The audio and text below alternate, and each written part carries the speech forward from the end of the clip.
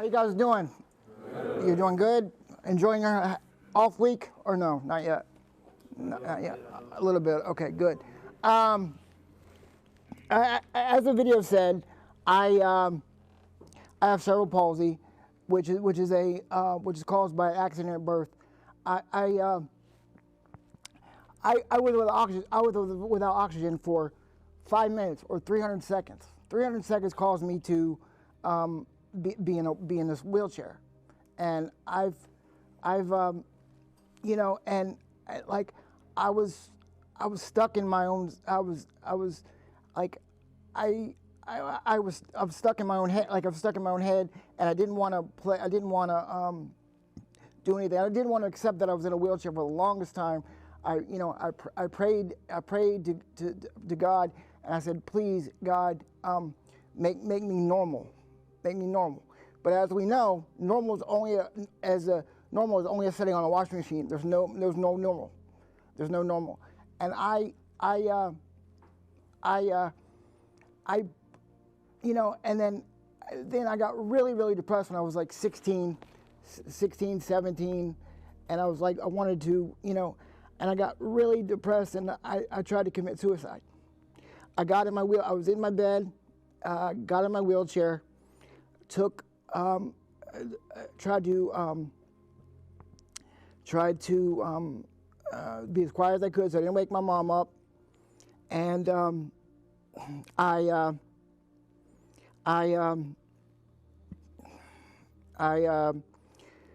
took a knife out of the drawer, and I was gonna cut my face, but I still I decided I was too chicken to do that. So I took a carving knife to my legs, and I still have the scars to prove to remind me where I was and where I don't never want to be again. Because I tried my best to you know, and then I was like, God, please, if you let me, and then I got back in my wheelchair, crawled back into bed, got back into bed, and I cried all night, and I woke up, and I said, I've got to take this. I got to accept this. If God's not going to make me normal again, I have to accept it. So that's what I did, and I was able to from then on be okay. So let me see. I don't wish my situation on anybody, because it's hard, very hard, and people say, like, Bo, why do you do what you do? And like I said in the video, I do what I do to do what I want to do, because I'm not going to sit at home and cry about being in a wheelchair, and cry about this and cry about that. Like, I'm so addicted to coffee, Starbucks coffee, that I drive my wheelchair three miles each way, or 3 miles round trip to get my coffee in the morning. Because, and people, I was talking to a guy in line. He goes, Bo, aren't you scared that you're going to get hit by a car? And I said, hell yeah, I'm scared I'm going to get hit by a car. I don't want to get hit by a car. But I'm not going to let that keep me from doing what I want to do. Like, I'm not going to, you know, go out and play chicken over the thing. But I'm going to be safe about it. But I'm not going to sit there and do nothing, because I'm not going to sit there and cry about me being in that situation. I'm not going to do it, because there's no point, right? And you know, so I'm working on a book that should have been out last year, but it's going to be out probably in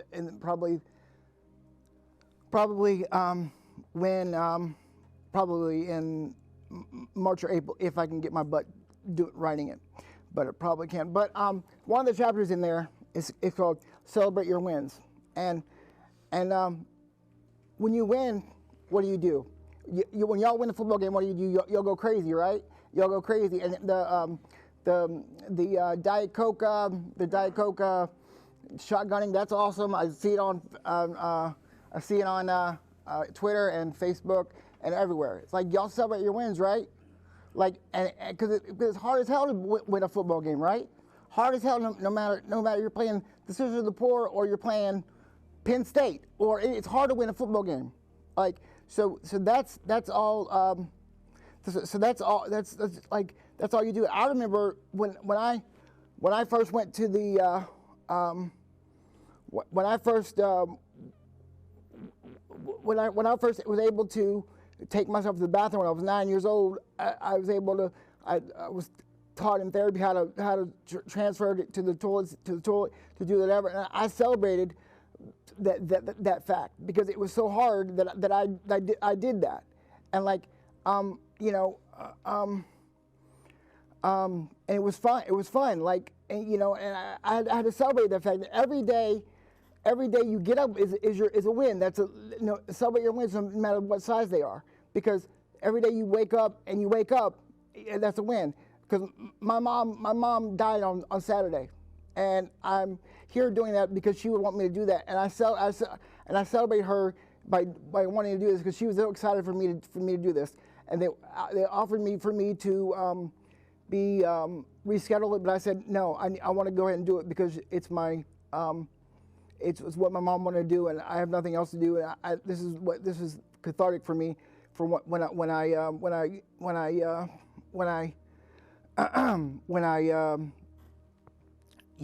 helps me with her deal with her passing. Okay. Where's my okay. What do you take for granted? Tell me something anybody would take for granted. Time. That's one. Yeah, exactly. You're what? There's only 350 Division I programs in the country. Somebody tell me that, or it's 350, and you're one of a player on one of those 350 teams. Like that's pretty damn good. No matter if you play every down, or you play one down. You're doing good. What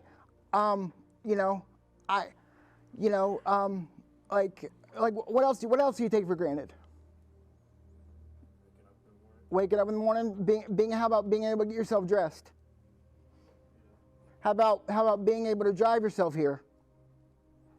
How about having to have help getting in and out of the shower? I need help doing all of that. But there's one thing that I don't need help with anymore. That some people say. Some people say, how about standing? Standing takes people take that for granted, right? But I, from 3 years ago, had to stare at people's belly buttons all day long. Okay, and until I was able to do this.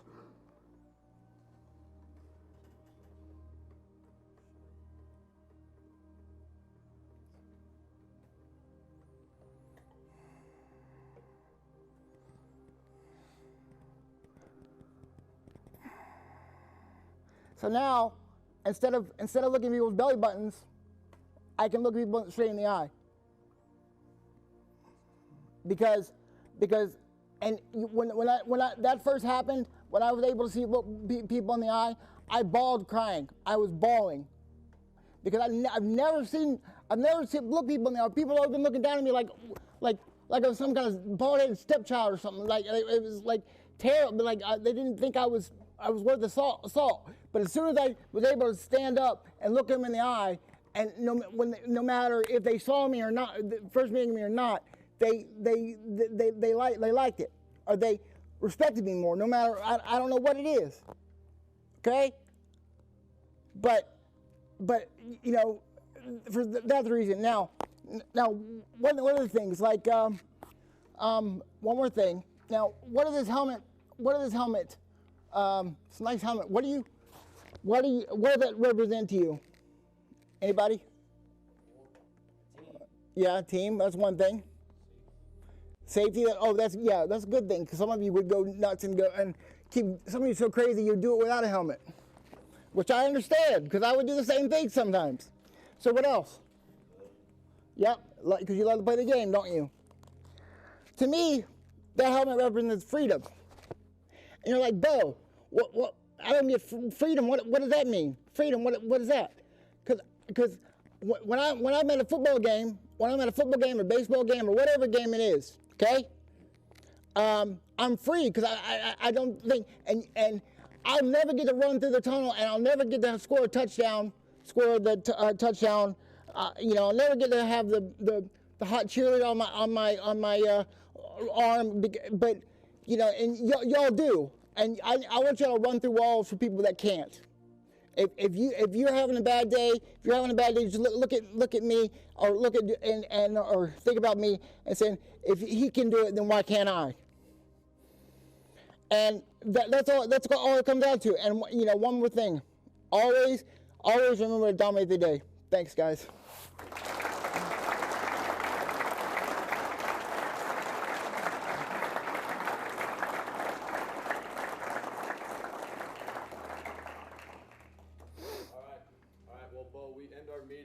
Saying LFG. All right, so LFG on 3. So you get to do that. No, I don't want to do it. No, I don't want to do it. No, I don't. No. Come on, they're gonna let you do it. No. All right, you want me to do it? Yeah, you do it. All right. Here we go. LFG on 3. 1, 2, 3. LFG.